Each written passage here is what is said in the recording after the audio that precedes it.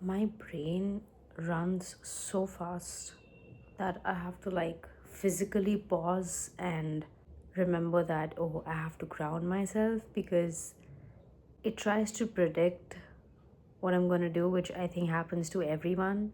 Right now, I am extremely uncomfortable. I've already posted my first video. I cannot guarantee if I'll be editing this video or not. I'm not really sure. But I was just watching a video, and before that, I think for the last 2 3 hours, I just kept wondering, well, I have posted my first video, now what? And I have nothing to speak about, even though I have a million things to talk about. But it's like, who will care about it and who's gonna listen to it and this and that, and just like the imposter syndrome hitting. And I was like, well, who gives a fuck anyway? Okay, cool. I'll never get any views. Who cares? At least I tried. At least I gave my best and I put it out. I put my message out. I was authentic. I was raw. And isn't that the whole point? I mean, I tried. That's the thing. People don't have to validate me. I don't need to be validated by something or someone.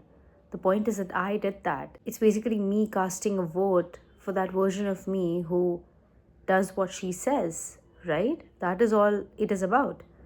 So I understood. It's just so funny because when it's happening in the moment, you are so caught up in it and you feel like this is just so weird and why am I even feeling this way? But in hindsight, obviously, hours later, days, weeks, months, years later, you look back and you realize that, wow, that was literally nothing. Why was I even feeling that way? But point is that you were, right? Anyway, I am literally getting off track, but I watched this video, and this person, just like every other person that I pretty much listen to or watch on YouTube, said that you have this creative gap or this creative time where nobody really cares about your videos and whatever you're putting up, which just made me realize that that's so true. And even if, let's say, I do have a following one day, people will still not care about my stuff because they're just too caught up in their own shit. And I know that right now, as I'm saying it with such saint like composure, I know that I will feel this when I put out the next video, the next 10, 20, 30, 40, 100 videos, and I'll be like, oh my god, like, oh, are people judging me? Because I feel like that is what's stopped me as well. I mean, I'm a human being after all. I go through the same predicaments as other people, and I think the same way that what are other people thinking about me. And I think that it's a very natural and a very normal thought to have because, as I spoke about it in the last video as well, in James Clear's book Atomic Habits, he has spoken about the fact that humans are naturally wired to want to fit in. We want to be validated. We want people to like us. We want a community. It's just a survival instinct, right? We just want these things because that's how we are. I mean, there was this line in one of the chapters. I'm not going to quote it verbatim, but I'm paraphrasing it, that we have upgraded as humans, but our brains have not. You know what? I'm just going to find it. I'm just going to find it and read it. It was in the recent chapter that I read. Yeah, I found this. The world has changed much in recent years, but human nature has changed a little. Compared to the age of the brain, modern society is brand new.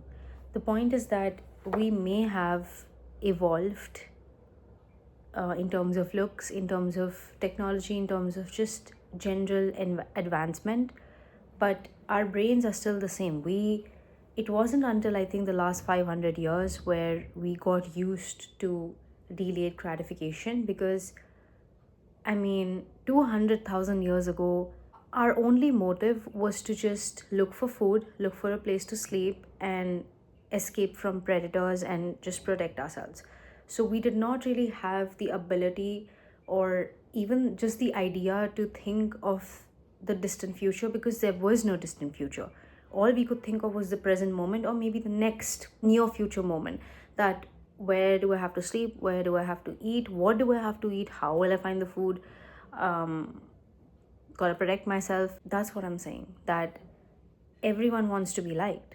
I mean, it's just who we are, and there is nothing wrong with that. I feel like most of my life I just kept resisting this part of me that, oh, why do I want to be liked by everyone? This sucks. Like, this is such loser behavior, and like, I'm such a people pleaser, and all of that. And I was like, as I grew up and I got a lot more experience with talking to people and just getting to know myself in general, I realized that it's not such a bad thing at all. In fact, a couple of days ago when I read this, I just realized that I have been villainizing myself for no reason. Sure, it is okay for me to think that, what if this person says something? What if they watch my video and they judge me? And what if they make fun of me? And what if someone hates me and this and that? Okay, cool. How will that make me feel? Absolutely crappy. But at the end of the day, does that really affect anything about me if I don't let it? I mean, do we not have the entire power in our own hands? I don't think anyone is going to just, wake up every single day and look at my channel and look at my stuff and be like, oh, she sucks. And even if they do, well, I think of it as time is like such a precious currency, and that's what you're wasting it on, talking and thinking about someone else. I mean, good for me. I mean, anyway, this is all just besides the point. The point is that I also got caught up in the whole what will people say about me, what will they think of me, and what if they judge me, and what if I'm judged too harshly that I stop and I give up. And it's like, it's not so much about the people or what they do, it's about me and what I do with what they do. Perception is reality. So it's like, if they say something crappy to me, it's not inherently crappy, it's what I perceive of it. If I think of it as something that's crappy, then that's a different thing. But if I'm just like, it's a remark by XYZ, it just takes away its power. You know what I mean? That, and then the whole all or nothing mindset that I've had pretty much my entire life. That if it's not perfect, it's not worth it. If it's not perfect, it's not worth it. That's how it is. So better not start. I have to get perfect first. I have to get perfect first. But the irony of life is that until you do it, you really cannot reach that point of perfection, which is not even real, but like just greatness. You can't reach there until you do it. So how can you just sit here? Like, you can see the toxic cycle, right? Take the first step. Oh no, but I can't. Get more frustrated that I did not take the first step. Think of taking the first step again, but oh, I don't have the experience to take the first step. I'm not great at it yet. And because of that, not taking the first step. Thinking again to take the first step. Oh, but I can't do it. I don't have the experience. How do you think you will get the experience?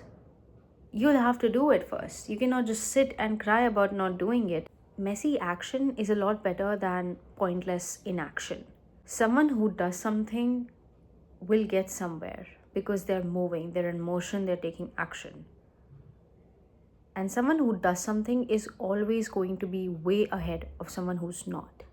So truly, when I watch these videos and when I was in my overconsumption hole for the last few years, someone who's just consuming in hopes that something will change in their lives, the only thing that's changing are their habits. They are becoming closer to being the person who just overconsumes. They are reinforcing that identity again and again and again.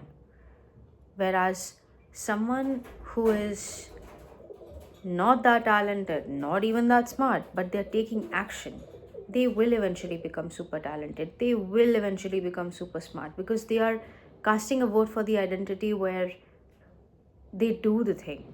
And that is what matters at the end of the day. Something really cool that Alex Hormozy talks about quite frequently is that a focused fool can accomplish more than a distracted genius.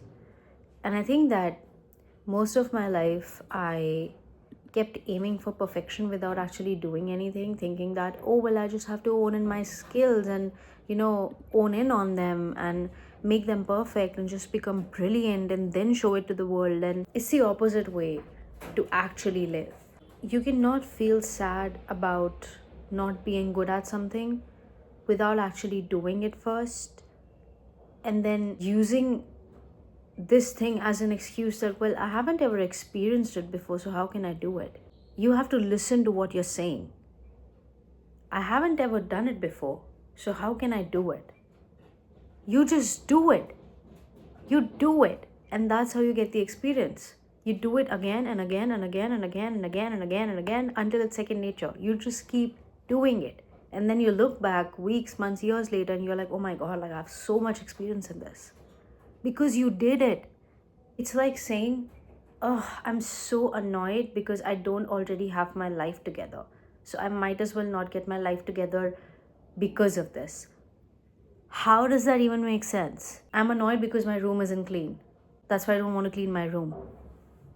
I mean, I'm no saint. I fall for this more than you think. Just start. Just start. That's all I want to say. Because that's exactly what I'm doing as well. And I'm no better than anyone. Like, I'm brand new to this. I'm just seeing where life takes me. Yeah, that's about it. I just have to be honest with myself. That's it. And that's exactly what I'm doing.